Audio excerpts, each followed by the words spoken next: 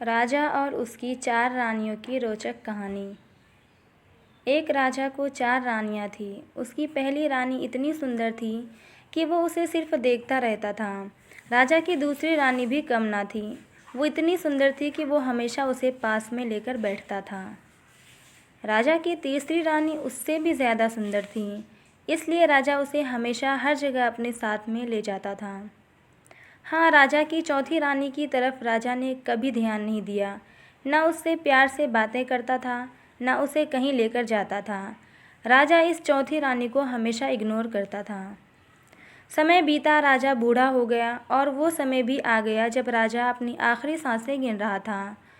अपने आखिरी समय में राजा ने अपने पहले रानी को अपने पास बुलाया और पूछा कि क्या वो उसके साथ मरने के बाद भी जाएगी। रानी ने साफ साफ मना कर दिया और कहा वो राजा के साथ कहीं नहीं जाने वाली। राजा को बड़ा दुख हुआ। फिर राजा ने दूसरी रानी को अपने पास बुलाकर यही सवाल किया। दूसरी रानी ने राजा से कहा कि वो शमशान तक उसके साथ जाएगी, उससे आगे नहीं। राजा को अपनी तीसरी रानी से बड़ी आस थी। उसने तीसरी रानी को भी जब यही सवाल किया तो तीसरी रानी ने कहा कि वो राजा के मरने के बाद किसी और के साथ चली जाएगी। राजा अपनी तीनों रानियों का जवाब सुनकर बड़ा दुखी था और सोच रहा था कि जिनके पीछे उसने अपनी सारी ज़िंदगी लगा दी, वही उसका साथ देने के लिए तैयार नहीं है, तो चौथे रानी जिसने उसने कभी महत्व नहीं दिया, वो क्या साथ देगी। चौथी रानी खुद ही राजा के पास आई और राजा के बिना पूछे ही उससे कहने लगी कि वो हर उस जगह जाएगी जहाँ राजा जाएगा। स्वर्ग हो या नर्क, कोई भी प्राणी का जन्म हो, वो कभी राजा का साथ नहीं छोड़ेगी। अपनी चौथी रानी का जवाब सुनकर राजा की आंखों से आनंद के आंसू आ गए और उसने खुशी खुशी अपने प्राण त्याग दिए।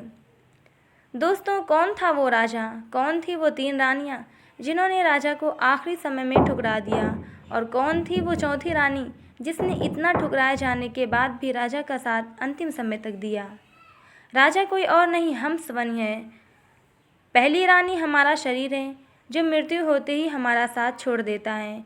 दूसरी रानी हमारा परिवार, रिश्तेदार या समाज जो शमशान भूमि तक साथ देता है। तीसरी रानी जो मृत्यु के तुरंत बाद किसी और के साथ चली जाती है, वो हमारा धन यानी प्रॉपर्टी है।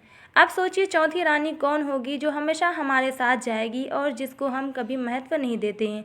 वो रानी है सद्भावना और निस्वार्थ भाव से किए गए पुण्य कर्म।